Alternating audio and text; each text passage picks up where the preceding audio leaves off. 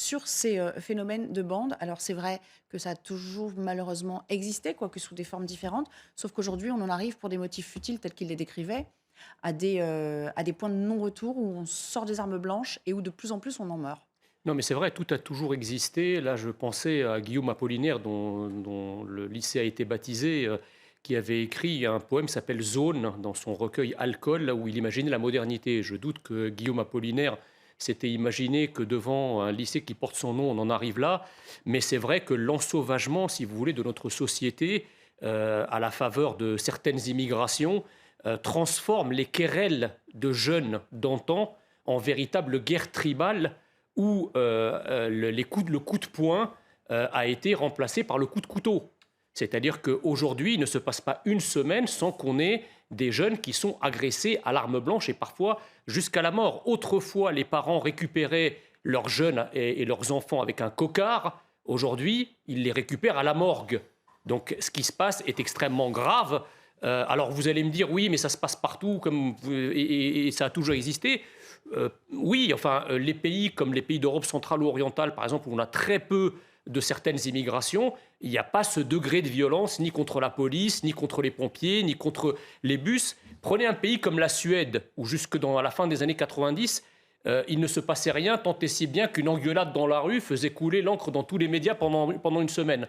Aujourd'hui, c'est un véritable déferlement en Suède de violences quotidiennes qui proviennent tous quasiment exclusivement d'une immigration extra-européenne. Donc moi, j'entends, si vous voulez, depuis ce matin, sur cette affaire, le mot immigration n'a pas été prononcé une seule fois. Or, c'est la clé du problème. Certaines immigrations ensauvagent la France. Ce à quoi on assiste, ça ne vient pas du peuple historique ni du peuple assimilé. Ça vient effectivement de mentalité et de culture où l'utilisation de l'arme blanche et en particulier du couteau est très répandue. Je suis obligée de vous poser une question aussi au passage.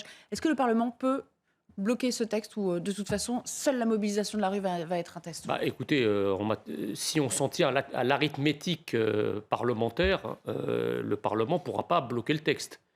Sauf événement imprévu, donc improbable. Sur le strict plan législatif, il est tout à fait probable que ce texte passe. Ça, c'est la première chose. La deuxième chose, c'est que par rapport à l'ajout verbal, à l'ajout oratoire que vous avez parlé, excusez-moi, la plupart des partis amis de M. Doucet ont tous trahi d'une manière ou d'une autre, à commencer par le Parti socialiste. Il n'y a pas un parti de gouvernement ces 40 dernières années qui n'ait pas trahi ce pourquoi il a été élu. Donc les procès en trahison, vous pouvez les faire entre vous, parce que ça a beaucoup de succès, mais mes amis, en tout cas, on peut leur reprocher beaucoup de choses, c'est qu'ils n'ont jamais trahi ce en quoi ils croient. Mais qui sont vos amis? Écoutez, tout le camp national, le Rassemblement national, le Reconquête, tous ceux qui croient en la France, d'abord, ils n'ont jamais gouverné, donc ils n'ont pas pu trahir, et ils ne trahiront pas. Alors, mais c'est bien J'ai pas dit que vous aviez trahi, j'ai dit qu'il fallait combattre. La solution, si vous voulez, pour cette réforme des retraites, c'est la retraite de la réforme. Il faut faire avec, c'est-à-dire que c'est propre à ce genre de mobilisation, quoi qu'on en dise. Alors, premièrement, je pense que le gouvernement a pris un énorme risque en maintenant cette réforme, qui était une réforme ultra impopulaire, au point même que certains syndicats, qui sont connus justement pour être des syndicats conciliants, comme la CFDT, la refusent en bloc. Donc le gouvernement, qui sait par ailleurs que notre pays est une poudrière, prend quand même le risque de faire passer une réforme qui cristallise autour d'elle l'ensemble des courants politiques. Enfin, tout le monde est opposé à cette réforme. Ça, c'est la première chose. La deuxième chose... Est-ce que c'est un risque d'embrasement, clairement? Pardon? Il y a toujours un risque d'embrasement, oui. Enfin, compte tenu du contexte économico-social dans lequel est la France aujourd'hui, après toutes les crises qu'on a traversées, oui, bien sûr qu'il y a un risque. La deuxième chose, c'est que moi, j'entends depuis ce matin dire que les débordements, la casse, les violences, c'est inhérent à toutes les manifestations. Non, pas vraiment. Enfin, je me souviens par exemple de la manif pour tous, il n'y avait pas de débordement, c'est inhérent aux manifestations effectivement où il y a l'extrême gauche. Effectivement, là, on peut parler de violence. Sachant qu'en plus, les Black Blocs sont sinon instrumentalisés, du moins, utilisés avec une certaine forme de complaisance par le gouvernement, qui voit un moyen de ternir indirectement la mobilisation. On avait vu par exemple au moment des Gilets jaunes ces Black Blocs qui avaient ravagé des centaines de mètres sur les Champs-Élysées avant que l'ordre soit donné aux forces de l'ordre d'intervenir. Donc il faut craindre des violences. C'est aussi pour ça, en agitant cette menace, peut-être qu'aussi on cherche à affaiblir la mobilisation, parce que personne n'a envie d'aller dans une manif où ça va dégénérer, au risque de se prendre des coups sur la tête. Le problème du pouvoir d'achat, c'est ça la réalité. On comprend votre mauvaise conscience par rapport à l'élection d'Emmanuel Macron, parce que quelles que soient les raisons pour lesquelles vous avez voté pour lui, vous et vos semblables en politique ont voté pour Emmanuel Macron, donc il est au pouvoir. Donc que vous le vouliez ou non, vous avez participé au capharnaüm qui est aujourd'hui provoqué. Ça, c'est la première chose. La deuxième chose, c'est que malheureusement, le gouvernement et Emmanuel Macron ils ont déjà habitué les Français, si vous voulez, à gérer leurs affaires en étant enfermés. Puisque qu'est-ce qu'on a fait pendant le Covid, pendant les confinements ? Les gens ont continué à travailler de manière dématérialisée et les gens se sont débrouillés pour les enfants quand les écoles et les classes et certaines classes étaient fermées.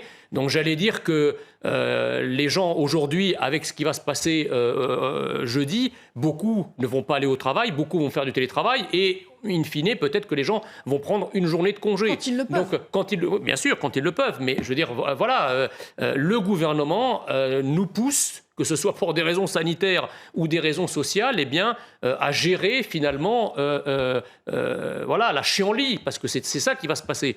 Et le gouvernement est sourd à la colère des Français. Je suis désolé, cette réforme, dans sa temporalité, non seulement elle est inutile sur le fond, mais elle est surtout complètement hors de propos par rapport au contexte actuel, je le répète. Jean Messia, est-ce que c'est irresponsable ? Un député ne devrait pas dire ça.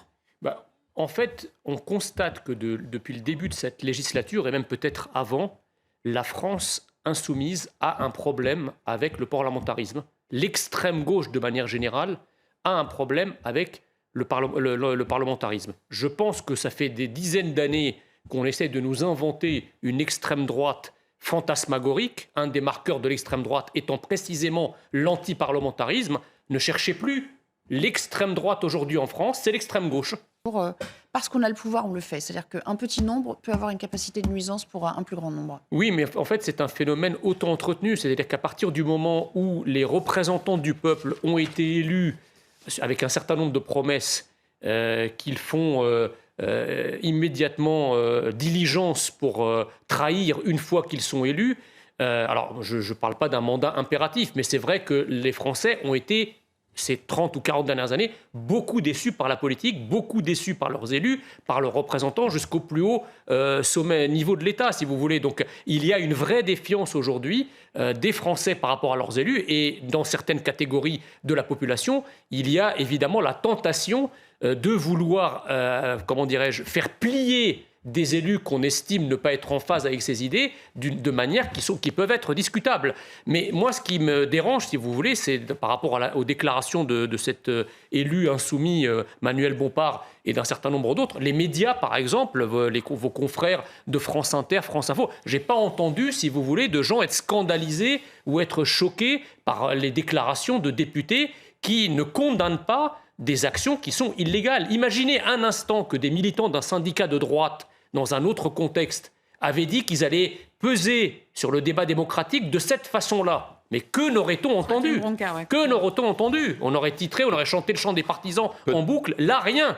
Peut-être. Il y aura toujours des bataillons pour reprendre le flambeau du deal, du commerce. Oui, parce qu'en fait, si vous voulez, dans ces quartiers-là, qui sont des quartiers bien souvent en marge ou en dehors de la République, la drogue, c'est la veine jugulaire de la sécession économique de ces quartiers. Attendez, je vais le noter. Je vais me redicter parce que là, j'ai peur de c'est-à-dire que la drogue sert véritablement à asseoir le sécessionnisme de ces quartiers, nourrissant non seulement ceux qui la trafiquent et la deal, mais aussi des familles entières qui bénéficient des prébendes des trafiquants. Donc la drogue est un des éléments constitutifs du séparatisme. S'il n'y a pas de drogue, le séparatisme est beaucoup plus difficile. Alors après, vous ajoutez bien sûr l'islamisation, d'autres types de délinquance, de criminalité. Mais sur la drogue spécifiquement, vous attaqueriez le problème par quel angle ? Écoutez, je pense déjà que la drogue, si vous voulez, c'est un problème extrêmement complexe. Il y a déjà le problème de l'étranger. Je pense que la France ne fait rien ou pas grand-chose vis-à-vis des pays exportateurs, notamment le Maroc. Il y a des filières qui viennent du Maroc, des filières qui viennent de Colombie. Je ne vois pas le gouvernement s'agiter pour essayer d'apporter une solution de ce côté-là. La deuxième chose, c'est que, évidemment, ces filières se nourrissent aussi de l'immigration, et en particulier de l'immigration illégale. On sait très bien, par exemple, que les mineurs étrangers isolés sont utilisés par les trafiquants. Les clandestins sont utilisés dans ces trafics de drogue parce qu'ils sont intraçables. Ensuite, dernière chose, sur la dépénalisation ou la légalisation, je suis évidemment radicalement contre. Le pays qui a dépénalisé et légalisé, ce sont les Pays-Bas. Il faut voir le capharnaüm que vivent les Pays-Bas aujourd'hui. La famille royale qui se baladait à vélo il y a une vingtaine d'années, aujourd'hui, et doit se balader dans des voitures avec du blindage 8 pour pouvoir se protéger. Ça n'a rien à voir avec la légalisation du cannabis. Aujourd'hui, je vais vous dire, aujourd'hui, la mafia de la drogue aux Pays-Bas, d'accord, met sous pression l'état de droit dans son ensemble. Il y a même la presse et les médias qui sont menacés par les mafias de la drogue pour se taire.